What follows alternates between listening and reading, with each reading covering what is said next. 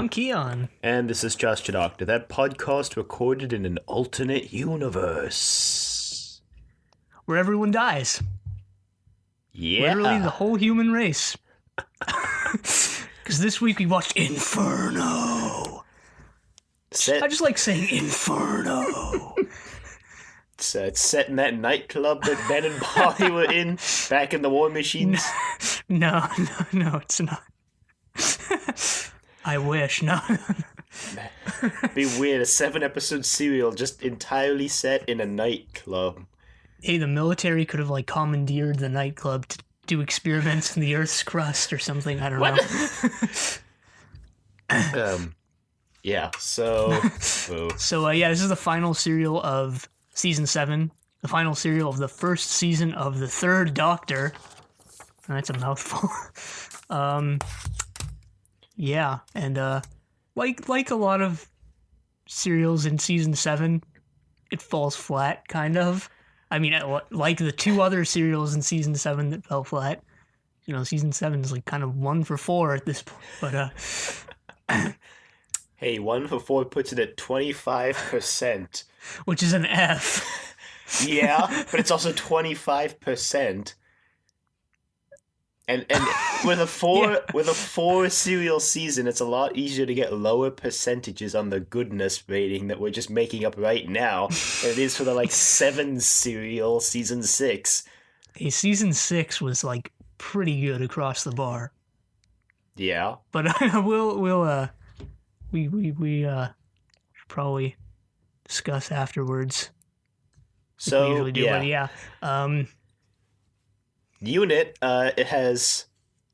is helping another suspicious group, like they always seem to be, trying to get a suspicious newfangled power source that should provide infinite power or something like that. Again, Yep, that's introduced in the first 5 minutes, and I was like, oh boy, it's going to be a whole new source of power story, isn't it? It is, and it features the Professor Aptly Stallman. named Stallman gas. And whenever there's a new source of power in any work of fiction, that things are going to go horribly wrong.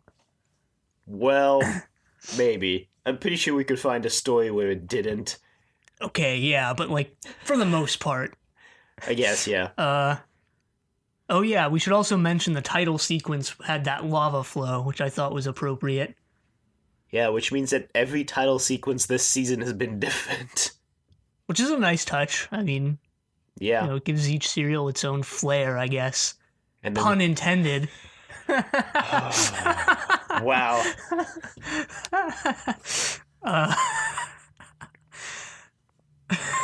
I'm finding this way funnier than it should be. Yeah. So Professor Stallman is digging into the Earth's crust. Or drilling, rather. And his... I guess it's a giant drill. They don't really show it. Yeah, his executive director, Sir Keith, thinks this is pretty suspicious and thinks they should probably slow down and take it easy. But Stallman, whose pastime appears to be just making everybody hate him, tells him no, obviously, and he will do so for the next 7 episodes. So Keith brings in, and the doctor hasn't appeared yet. They go for another doctor doesn't appear until 7 minutes in thing. Keith brings in this guy who's worked at oil plants, and that's not the term. There's a term for what he's worked at. Oil rigs. Not. Oil. Are they rigs? Because he worked in Saudi Arabia, so they wouldn't be on the ocean, right? Be an oil drill. Oil drill. He was brought in because he had drilling expertise by drilling for oil. Yeah. So he knows what's up with drilling, but Stallman's pretty skeptical because he's like, this guy's worked in oil. We're working with Stallman gas. Yeah, his name is Sutton. I actually didn't know that until right now. Huh. Really? Yeah. Wow. Huh. Sutton Oh was no, I called him Greg. Oh. I guess Sutton was the best character in the alternate universe because he was the only one who was reasonable. Yeah, pretty much. I mean, even the Third Doctor, No. Anyway, There's always that one grounded character in every serial, like, what's his face from last time? We're getting there. So turns out the doctor's there to use the nuclear reactor to power the control room. It begs the question why he couldn't just use any other nuclear reactor in England, but... Maybe he was the closest one. I suppose. Whoops. Maybe he was just following unit, I don't know. Kind of makes sense. Yeah, and we find out that the TARDIS can travel. We don't find this out yet, but he's removed the control panel like he had before, the console. And he's moved it to plug it into the nuclear reactor. Right, and it's in some sort of garage. Mm-hmm. And he and Liz are like tinkering with it. And he dematerializes for a minute. And then there's this really trippy sequence with... reminiscent of the first episode, actually, kind of. With flashing Third Doctor face and black background and weird music, and then he shows back up. He's like, whoa, where was I? Meanwhile, at the facility, one of the scientists has touched this weird green slime.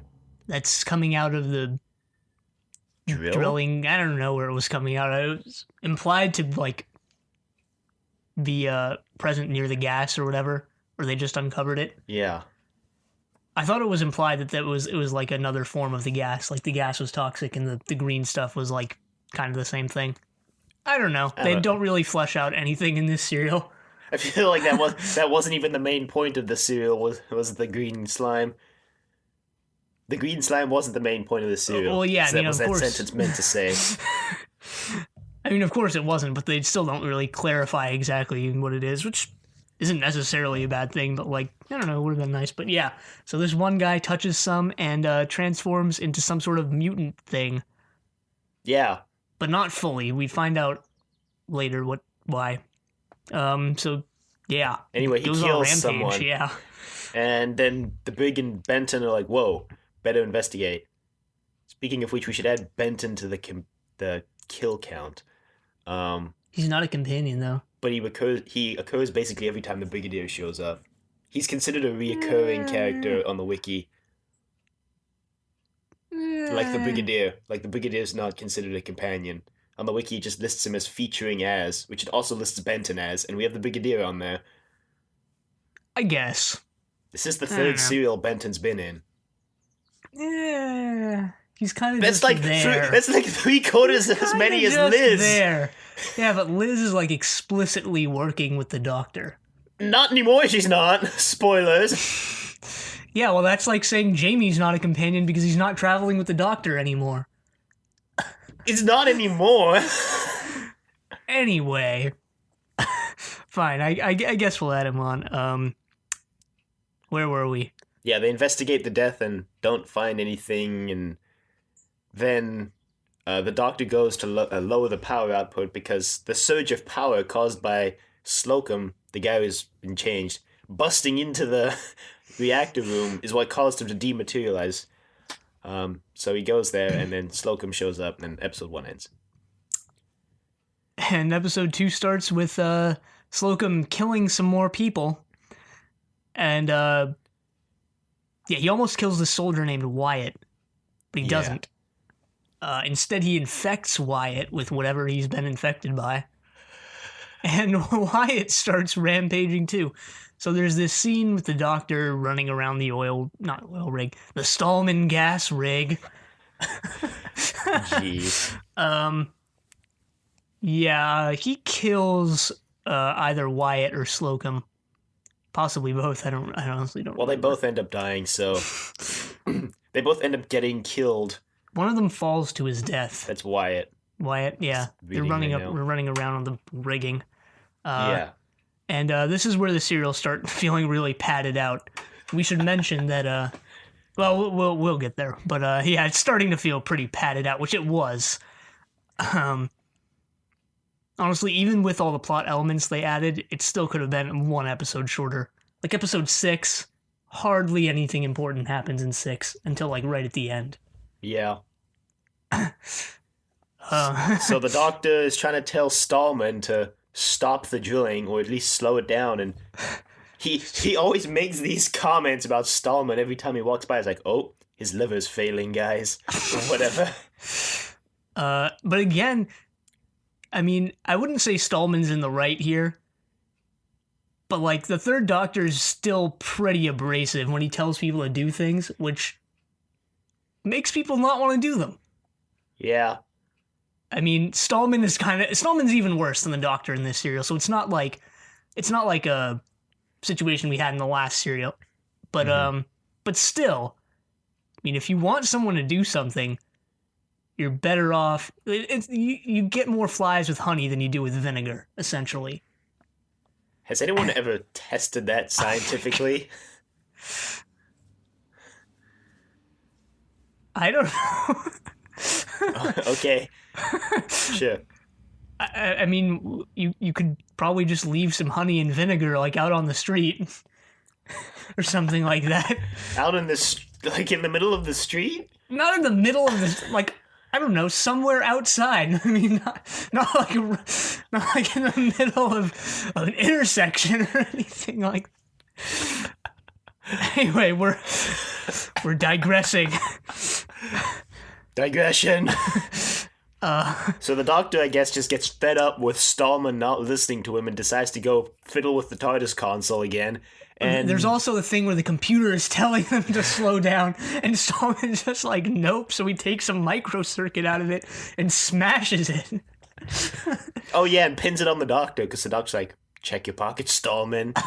And he doesn't have anything. The Brig's like, Doctor, what was that? The Doctor's like, ugh, and leaves. Yeah, the Brig and Doctor are still on pretty bad terms, I guess, which is really over-magnified in the final episode, I might add, but... Yeah, and... Jeez. Anyway, the Doctor goes back to the TARDIS console, like we were saying. And shunts himself into the parallel universe. I just really wanted to say the word shunt, since it's a fun word to say. All right. But yeah, he messes with it a little bit. And Liz and... the Brig. The Brig? Was it the Brig or was it... No, it was the Brig. Brig. It was the Brig. Watch him dematerialize. Yeah, Greg, speaking of which, Greg is surprisingly on the Doctor's side for this whole serial. Which I guess comes with the fact that they have aligning goals, which is to get Stallman to stop drilling. Yeah. Oh yeah, we forgot to also mention Petra, who is Stallman's assistant, who essentially does nothing in both universes. Well, except falling in love with Sutton. And fixing the thing at the end, but, you know, that's about it. She was kind of just there for someone, as a character for someone to talk to. She was just Stallman's assistant. You probably could have eliminated her and Keith, to be honest, without having many changes to the story. I think they were just there for people to talk to and / plot device. But Keith's crash, man. Yeah, that super important plot point that didn't need to be there. Anyway, the Doctor winds up, well, back in the garage, and he's like, that was weird. I wonder where everyone is. So he goes walking around the base. Some soldiers start shooting at him. And gun him down. Well, he makes his escape in Bessie for a while until he's caught by Liz. Dun, dun, dun. Who's wearing a wig. Dun, dun, dun. No. Not in universe, though. In the universe, she just has black hair. In the parallel universe. Yeah. And I don't know, maybe I'm wrong here, but it seemed like the wig that showed up here wasn't the same one that she wore for every other episode. Didn't even notice. I don't know. Maybe I'm just forgetting how it looked, but yeah, this is when the Doctor starts to suspect he's entered a parallel universe, which he has.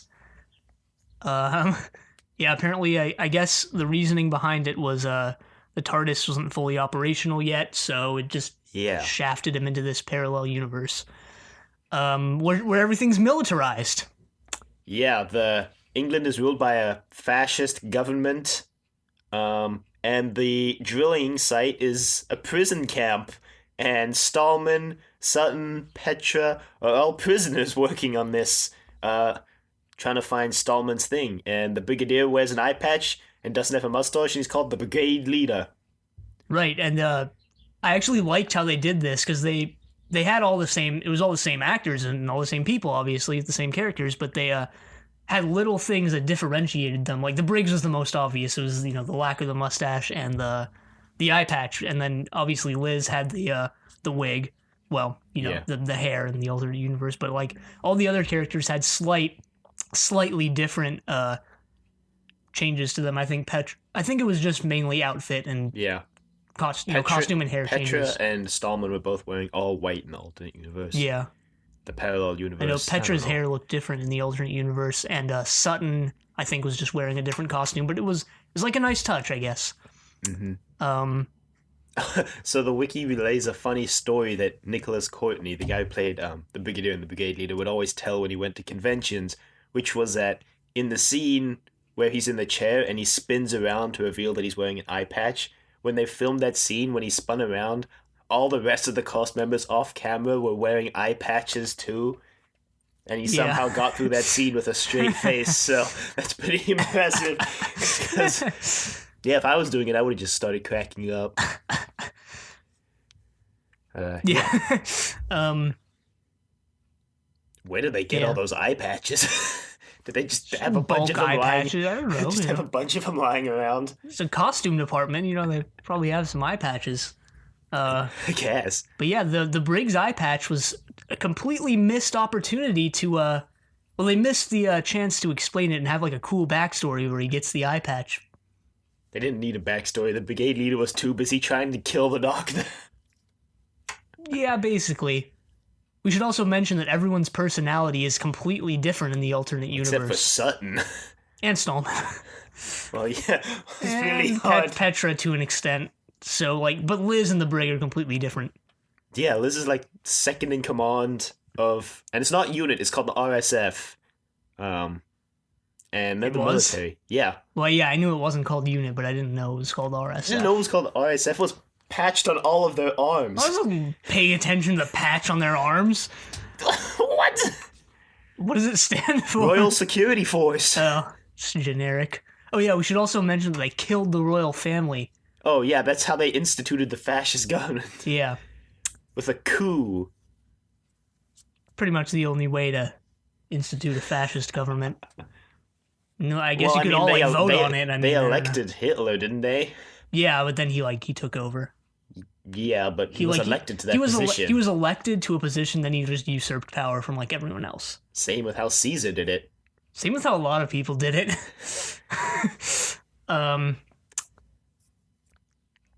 Anyway. Yeah, so the Doctor tries to tell everyone he's from an alternate universe, which, whenever you're from an alternate universe, never tell anyone you're from an alternate universe, because they'll just think you're crazy. Yeah, it goes down exactly how you would expect.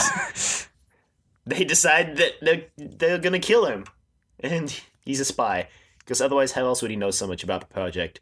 We should mention that in the alternate universe, the timeline seems to be slightly ahead of the original universe, so right. They're a lot closer to hitting ground zero, so to speak, with the drill than the Prime universe is. Yeah, and I think at this point, if it wasn't already directly stated by now, it was definitely heavily implied that things are going to go down when they hit Earth penetration or whatever it was. Yeah, we forgot to mention that Stallman has touched some of the green goop and seems to be in both universes. Seems to be changing a lot slower than Slocum did. Well, I don't know, maybe you didn't notice it because it was just one line of dialogue, but they explained the different rates of change. Was it because of the heat? Yeah. Huh. The more exposed to heat you are, the faster you change. That throwaway line of dialogue. I only noticed it because alternate someone transforms super fast, and I was like, wait, what? and then I was about to note it on my notes, but then the Doctor said he must have transformed faster because of the excess heat. Yep. Oh yeah, the Doctor gives his name as Dr. John Smith, and the brigade leader, when talking to Stallman later, is like, this guy gave a name that was clearly a fake name. Which it is, but... Think of a better name. Just give the name of one of his companions. Dr. James McCrimmon. And then they'd be like, but you don't have a Scottish accent. And be like, They're on to me. Run. Yeah, well, he does break out some more of that Venusian karate. Aikido, I think it was. Yeah. a bunch throughout the serial. Yeah. Like when Benton in the Prime universe was trying to like confine him to the Briggs quarters, like, I'm sorry about this. What? He just disabled Benton, and then the Brig is like, "What are you doing, Doctor?" He's like, "Just a few more seconds, I'll be disabled permanently." Briggs like, "Doctor, let him go, Doctor." Wasn't that Stallman? Yeah, Oh, that was Stallman. Was it? I thought it was Benton. He uses it on Benton in the alternate universe. Oh, okay, that's why I thought it was Benton. Yeah, that's how he escapes. Actually, where we are now in the Yeah, in the only to timeline. get captured immediately again. Yeah, and imprisoned. Useless prison bars, but He's talked to Liz, and apparently, she wanted to be a scientist before joining the RSF. And the doctors figured this out, and apparently is appealing to her scientist nature to believe that he's from an alternate universe. Only mildly succeeds. yeah, it was kind of interesting that you find out the parallels between the two universes. Like, you know, it was just one decision she could have made that changed everything. Yeah, the doctor mentions that later, like, so free will isn't an illusion. But we'll get there. Now that was a throwaway line, if there was any. No, the throwaway line was Doctor What? When the Doctor showed up in the parallel universe, the bigger deal was like, Doctor What? That's a throwaway line. So in the prison, there's an adjacent cell to the Doctor's, and there's a Primord in there. We should mention the mutated people become Primords. So there's a Primord in the cell adjacent to the Doctor's, and I think episode either 3 or 4, I think it's 4, ends with the Primord attacking the Doctor. Yeah, it bends the bars that separate their cells. I don't know why they have bars separating two cells. I understand bars separating the cell from like the corridor, but maybe they actually do that. I don't know. I don't know anything about prison. Thankfully. Neither do I, so... You know, but wouldn't you think it would just be like a wall between the two cells, I guess? Yeah. I don't know. Well, I guess it was like a makeshift cell since... Well, actually, no, it's a prison camp, yeah. so never mind. But yeah, either way, it bends the bars, and which begs the question: why didn't it just bend the bars and like escape? Because it wanted to convert more people to become Primords, and it didn't know the Doctor wasn't human. I guess. Was the Primord's goal to convert more people? I guess it was. I guess it's implied, but I don't. yeah, they really don't explain anything about the Primords. They just essentially just imply like, hey, if you come into contact with the green stuff, you're gonna mutate, and then they just leave it at that for the entire serial. But yeah, I guess the Primord design was pretty cool. It's kind of a Chewbacca prototype almost. Interesting.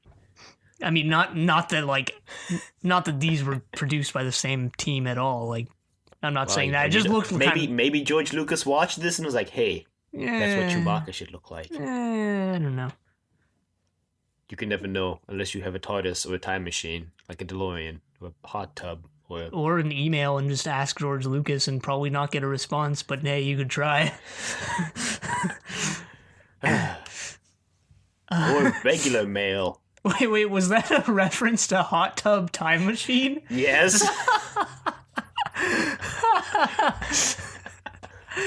I haven't even seen that movie. Yeah, me neither. Anyway, so Benton shows up, or some soldiers show up and rescue, quote unquote, the Doctor, by which I mean they come to get him to be interrogated. And to, like, investigate the fact that there's 2 soldiers guarding them, like, are injured or killed by the Primord or whatever. Yeah, the death count is very vague, like a lot of the plot points in this serial. Never has there been a serial where so much happens and yet so little happens at the same time. Anyway, the Doctor goes to interrogation, which is just them in the brigade leader's office with a light shining on the Doctor, and the brigade leader and Liz yelling questions at him continuously. Yeah, I didn't. I thought this scene might have been like, was this supposed to be like a representation of two different interrogations spliced together, or like, were Liz and the Brig actually just Well, they were both alternating in the questions? room when they like turned on the lights. Huh. I don't know. The way they did it with the cutaways to the different questions and like the black background kind of made it just seem like it was two different I don't know. I don't know. Yeah, it No, wasn't. apparently It stands for wasn't even that. Republican Security Forces. That was close. Hmm. But yes, they Either get way, it's not important because the doctor sticks to his story. and they all still believe he's insane. Not the least of whom is Stallman, who's just like, just shoot him, brigade leader. And he's like, I will when we get the real story out of him. Because they think he's a spy, essentially, from some alternate, not alternate, some different country. Yeah. Alternate countries. Hey, maybe there's a universe where everything is backward, like that book series where England was the colonies and they declared their independence from Mother America. What book series is that? I don't know. I just remember reading about it on Wikipedia once. It's interesting. Like the whole world is like the eastern and western hemispheres have flipped. So yeah. Huh. It's weird. Anyway, the doctor attempts to escape again and fails.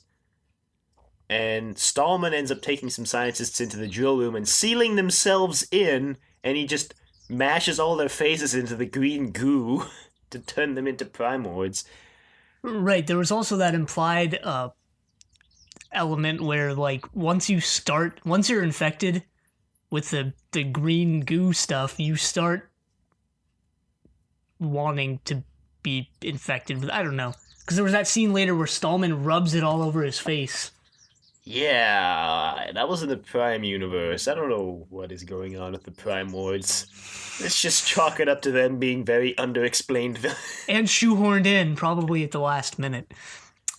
So yeah, a bunch of people transform into Primords. And this is where you get the whole, they transformed more quickly because of the heat line, I believe, because the Doctor and everyone else, including now Petra and Sutton, are there in the control room, and the Primords appear, and they're like, dun, dun, dun. Yep, and then they hit ground zero in episode 5, and... Yeah, episode 5 and 6 were pretty throwaway, to be honest. Like, it's honestly just like 45 minutes of almost nothing happening. Just long, drawn out scenes. Never has there been a serial where so much and so little happens at the same time. There was that one line where Petra and Sutton were kind of, late to the party, so they need catching up as to what's going on, right? Why are the Primords here? Like, wait, what? So the Brig and Liz explain what's going on in like 2 sentences, and I was surprised at this point because I was like, wow, they actually explained what's going on pretty well in just 2 sentences. And immediately after that, Sutton says, can someone please explain what's going on here? I was like, wow, Sutton, did you not listen to what they were saying? Whatever. Well, anyway, they hit ground zero and there's this massive earthquake explosion thing and the temperature starts rising and the prison camp goes into uproar and soldiers leave and prisoners escape. Presumably a lot more Primords a lot more people are mutated into Primords super fast because it's now like 2 million degrees. Oh yeah, there's also that lava flow. That happens in episode 6. Yeah, well, presumably it's happening like at this point, Anyway, the Doctor mentioned that when they hit that now that they've hit ground zero, there's no stopping it, and the Earth is going to revert to the way it was millions of years ago, and everyone's going to die. Yeah, so alternate Earth is pretty much effed. There goes like 5 billion people or whatever the population was and back then. Anyway. Well, I guess it doesn't really matter. It's an alternate universe, so, whatever the population is there. Yeah. They end up making their way into the brigade leader's office and camping out there, and they've discovered, or they've realized that the fire extinguishers are effective weapons against Primords. Because they're cold. Yeah, because they're cold. So they're hiding in the brigade leader's office, and then... the episode ends. Well, I think it ends with a Primord, like, breaking into the office. Oh yeah, we forgot the scene where the doctor showed Liz and the brigade leader the TARDIS console, and he used all the reserve powers to like materialize a couple seconds into the future. And the brigade leader is adamant that the doctor is going to help them escape because he doesn't believe they should all sacrifice themselves just for the doctor to survive. Right, but the doctor doesn't want them. Well, he says he can't bring them along because it would create too many paradoxes. And would rip apart the space time continuum. Yeah. Which it probably would, but... And Liz is kind of on board with what the doctor's saying. You know, she's okay with the doctor just escaping and I guess okay with dying. No, yeah, that's a weird... That whole situation is this weird moral quandary where it's like, well, everyone's dying. Do I, like, make the doctor take me and save myself, or do I sacrifice myself to guarantee the doctor will get through to save an entire another world that may or may not even exist? I'd do the former, definitely. If I was in that... Force him to take you? Yeah, I would definitely... I was on board with the brig during all this. I'd be like, no, doctor, you're saving me. We have the chance to escape. I mean, they don't, but... At least the brig didn't burn to death. Well, anyway, so episode 6, they're trapped in the office, and the Primordi's about to bust through, and they're like, well... And they do. They're about to. They break open the window, and they're about to, like, open the door, but they're like, well, we've only got this fire extinguisher. If we can, like, get in there and reverse the coolant flow or something, we can spray them with the coolant, and then we'll have an effective weapon, guys. And so they do that. Yeah. And they create this really elaborate plan where the doctor will stay behind to reverse the coolant flow to buy time for Liz, the brigade leader, and Petra to go to the nuclear reactor room and wait for the doctor and Sutton there so they can come... I just understood it, or I guess simplified it in my mind to an elaborate system of each party buying time for the other. Meanwhile, they're racing against the clock because the entire place is about to be engulfed in lava. The entire Earth is about to be annihilated, but yeah. There was that, I guess, special effect where when they go outside, it was all hazy and almost red looking, which I thought was pretty cool. I thought it was really annoying because I couldn't see anything. Yeah, I thought that was like the point. You're not. It's like it looks pretty like oppressive, you know. Yeah, but I was like, but it wouldn't look like that. Like if you just had a camera in that time and you were filming them, it wouldn't look like that. It wasn't like when you heat up the air, it doesn't like suddenly just turn bright orange red and obstruct your vision. It's still a cool effect. Fine. Whatever. So they make it to the nuclear reactor room, and then the Doctor and Sutton go on to the TARDIS console, and then they like try and I don't know, rewire the nuclear reactor. There's a whole thing where Petra has to go somewhere else and fix something, and she can't do it, and then Sutton goes and he can't do it either, and everyone's sad, but then they eventually do it somehow. I don't even know what it is they had to do, but they had to do it. Rewire something, and they thought Stallman was dead, but he wasn't dead and almost attacked Petra. And now he's dead because they kill him, actually. The brigade leader shoots him, and then they Oh, we should mention, we're not counting the brigade. We're not counting the alternate companions' kills on the kill count. Yeah, but the people they kill will be on the death count. Yeah. Which you should all check out because it's really convoluted now because of this serial, and we've said this before, but if it wasn't inaccurate before, it is now. Yeah, I mean, season 7 is where, if it wasn't already inaccurate, like, this is it. Like, season 7 screwed it up, if anything did. But anyway, eventually they get to the point where the Doctor can travel back to the alternate, or his original universe. Well, so the brigade leader's about to shoot him, and Sutton's like, it's empty, because Sutton saw the brigade leader use all the bullets on Stallman, and then he fires. I was like, well, I guess he reloaded at some point. But then I guess Liz has had a change of heart, because Sutton is fully on board with just letting the Doctor go to save the other world, as is Petra. The brigade leader obviously isn't, but Liz is, I assume. Because they didn't have that vote in the office. Based on what she does next. Yeah, well, there was that vote in the office, too, where Liz is like, well, we don't have any lives to live anyway, so may as well help the Doctor escape, right? Which is pretty good logic, but anyway.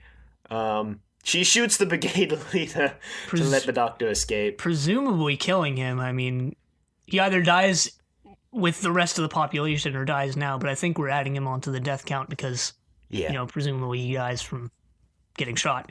No, I was on board with the brigade leader. I would do what he did. Definitely. Like, there's no doubt in my mind. I'd try to save myself.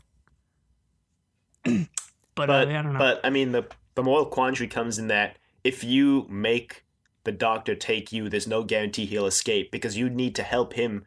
You need to do things that may kill you to help him escape. Yeah, it's worth a shot. You're gonna die either way. And if he swears not to take you, then you're just going down with him, so may as well just let him go, right? Like, even if you shoot him, then you're really, like, screwed, so to speak. Well, it serves him right for not taking me. No. What? No. I still think it's worth a shot. Get it? Worth a shot. This episode is so full of really bad puns. We forgot to mention the scene in the Prime Universe with Sir Keith and his chauffeur. Right. Sir Keith died in the alternate universe and then also almost dies in the original universe. Yeah, there's a scene where he's in the car and he's like, chauffeur, where are we? And he's like, I'm sorry, I had to do it. I was under orders from Stallman. He told me to drive as far away as possible if you got approval from the, what was his name? The National Secretary or whatever, to shut down the project. I'm sorry. And then he stops paying attention to the road for a second and they get into a crash. We don't know if the driver died. We know Keith didn't. Yeah, we find out in episode 7. Yeah. When the Doctor goes back to the Prime Universe inexplicably, they just gloss over how he gets there since we last saw him in the alternate universe going, I can't leave, it's too erratic. And then the next time he shows up, he's knocked out next to the console in the Prime Universe, so... we also see the lava about to engulf everything, or about to engulf Liz and Petra and Sutton. What if that Doctor was a weird alternate universe Doctor that was able to get himself into the Prime? I don't know. Where was the Doctor in the alternate universe? Yeah, it's actually one thing I was thinking. Like, it would be interesting if in a later serial we see an alternate Doctor travel into this Doctor's universe. It would make it interesting because he's confined to Earth. Yeah, It'd be something interesting they could do. They did this in the reboot too, where they went into an alternate universe and there was just no mention of the Doctor. And why every time they go to an alternate universe there isn't the Doctor? Just doesn't make sense to me. I guess you could chalk it up to the fact that, like, okay, maybe the Doctor's not here, or maybe he wasn't exiled to Earth, and maybe things are different. But this universe was pretty similar. Well, there must have been some sort of divergence point from the Prime Universe. If we relate this to the mirror universe from Star Trek, because in Star Trek there's a mirror universe where everybody who's good is evil, or basically everyone's evil, and the divergence point is like when the humans and the Vulcans make first contact. In the Prime Universe, they shake hands, but in the alternate universe, Zafram Cochrane pulls out a shotgun and shoots the Vulcans, and then they take their technology and reverse engineer it. So, like, that's the point of divergence in the Star Trek mirror universe, which it's usually accepted to be that, but which changes basically the whole timeline. So, I mean, maybe there was a point of divergence here where the Doctor, like, ended up dying, or, like, maybe he was there and then RSF killed him. Like, they were so adamant to kill the real Doctor. Who knows? Or maybe the alternate Doctor decided it would be best to just stay out of Earth affairs for a while. Well, I mean, he would be right. But yeah, the Doctor winds back up in the original universe. And, well, he has to resolve the fact that Stallman is still going ahead with the plan because they haven't reached penetration yet. Yeah, they're 3 hours away at the start of the episode and then 5 minutes away when the Doctor finally makes it into the control room. But yeah, Stallman is still adamant about not stopping or slowing things down, and he's still slowly transforming. And no one wants to listen to the Doctor, still, presumably. Predictably. Not surprising. Yeah. But then Stallman locks himself in with the drill, and then they're like, whoa, Stallman, what are you doing? Stallman. And then he opens the door again, and he's fully formed Primord, and then that's when everyone's like, shut it down, red alert, shut everything down. Okay. Far more reasonable than the alternate universe. Yeah. Hey, maybe people from the alternate universe would think that this is far less reasonable. Yeah. Who knows? It's nature versus nurture, I guess. But yeah, then there's another long and drawn-out scene with the Doctor and Sutton trying to shut things down, which they eventually do. 5 minutes before the serial ends, and then you're like, oh great, now we have 5 minutes of padded ending scene. God, this ending. You know, this almost reminded me of before Reign of Terror. When they kicks Ian and Barbara off? Yeah. Well, it was supposed to be just Ian, but... Oh, yeah. But yeah, this almost reminded me of that. Because, I mean, it's less out of character than it was back then. But because the Doctor and Brig have been sort of butting heads this entire season. But still, it's kind of overplayed. And then the Brig just forgives the Doctor? I don't think he forgave him. He didn't look like he forgave him. But I assumed that this serial and the Doctor's experience in the alternate universe would lead to some reconciliation between them. Because I felt that the Doctor's mad outburst at the end was a product of everybody being against him in this serial when he was right from the beginning to stop drilling, and then his fact of almost dying like 50 times over in the alternate universe. I guess. I mean, the Doctor is usually right. Like, whenever he goes about something in his abrasive manner, he's usually in the right. Yeah. But at the same time... I think he just hasn't realized that he needs to be less abrasive about it, but I think... At the same time, he's getting frustrated that no one's, like, listening to him, which is both a product of his own abrasiveness and, like, just, I guess, the Brigadier being stubborn-headed about...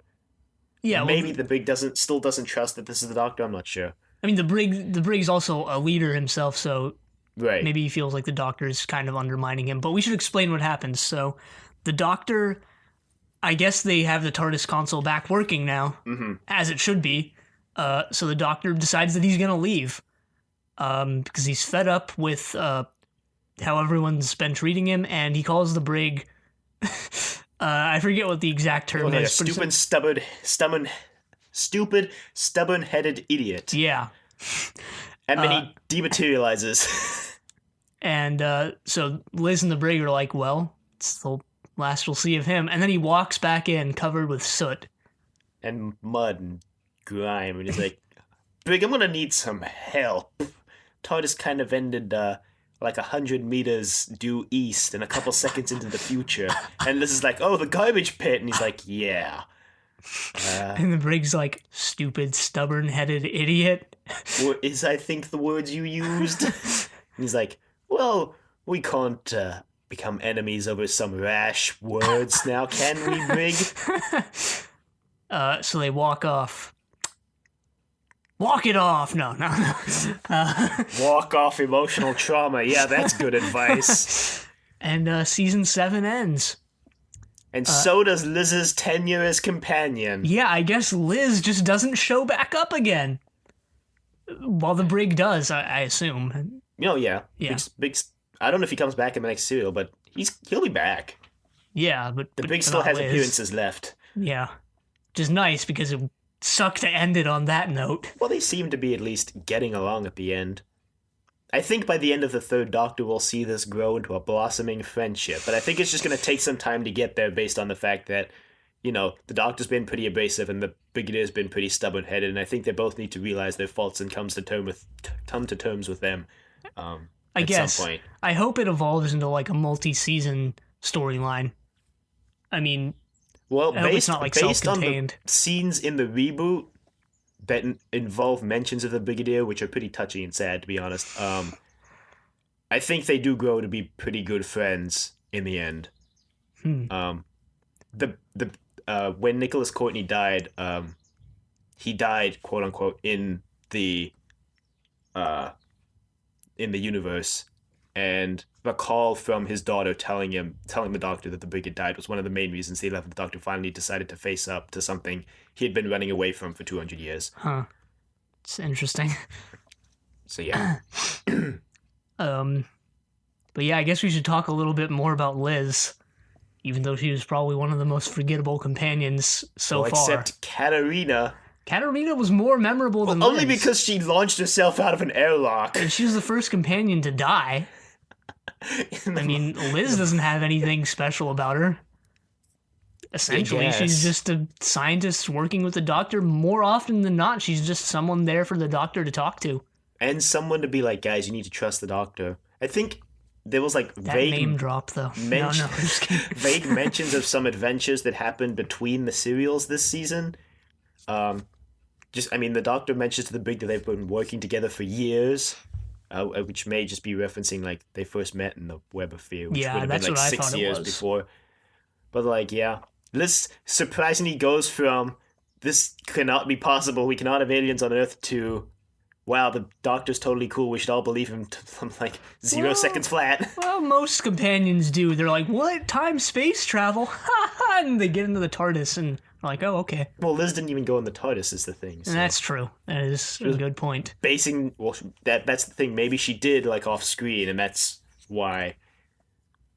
Well, I mean, they would have had to go to a parallel universe, not like... Well, she could have just gone into the TARDIS and been like, oh, it's bigger on the inside, because that's what convinces most people that the Doctor is an alien.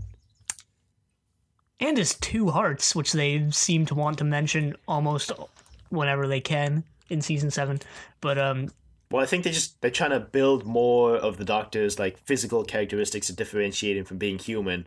I guess, yeah, it's an interesting thing. I'm not saying like, what, he has 2 hearts, stop mentioning it. No, I mean it's interesting. I'm just like, okay, yeah, he has 2 hearts, but I really don't have much to say about Liz, other than that I'm probably not going to remember her that well. We'll just remember her for being the Third Doctor's first companion. I guess. And like I'm going to say with season 7 when we get there in a few minutes, it's hard. It would be hard for any companion to like beat Jamie, like coming off of that.